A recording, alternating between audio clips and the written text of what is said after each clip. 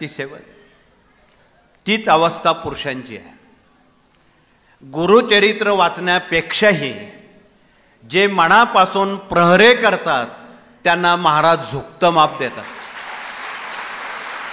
तुम्ही एक वेळी पारायण केलं नाही तरी चालेल, कमी पारायण झाली तरी चालते, प्रहऱ्यात काटकसर करू नका. इथे आमचे पुणे जिल्ह्याचे लोक आलेत, जिथे ज्ञानेश्वर महाराजांनी ज्या रेड्याकडून वेद वदवले त्या रेड्याची समाधी आळेफाट्याजवळ पुणे जिल्ह्यात आहे.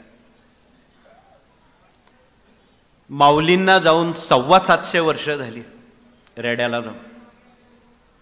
आजही त्या समाधीजवळ रेड्याच्या विना खाली ठेवलेला नाही. 750 वर्ष झाले.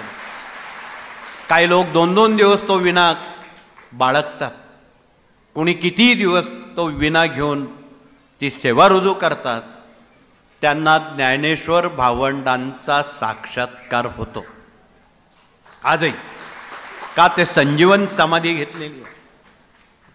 आता याच्यापेक्षा अजून दुसरं कोणतं उदाहरण प्रहरेसाठी द्यावं. म्हणून एक वेळी पारायण कमी झाले तर चालतील, पण साप्ताहिक दैनिक सेवा केंद्रात कृपया आपण सबब सांगू नका, आमच्याकडे माणसं कमी आहेत. 2 असतील तर 1 उभा करा, ज्ञानेश्वर भावंडांच्या रेड्याप्रमाणे. बघूया किती कसोटी आपली महाराज घेतात. पण या कसोटीला अनेक लोक पास झालेले आहेत. रात्री 12 ते 4 ज्यांचे प्रहरी असतात त्यांना सदेह स्वामींचं दर्शन घडलेलं आहे.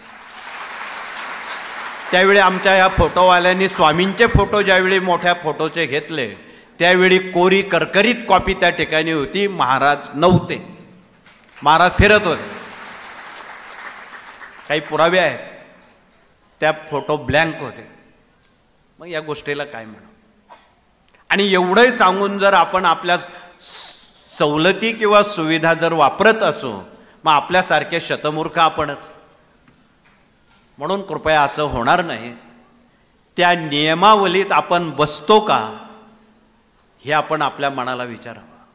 नसल बसात तर दुसरी कामं करा. सर्वात या सर्वश्रेष्ठ काम आहे फलद्रूम करणारं ते चपला सांभाळण्याचं आहे.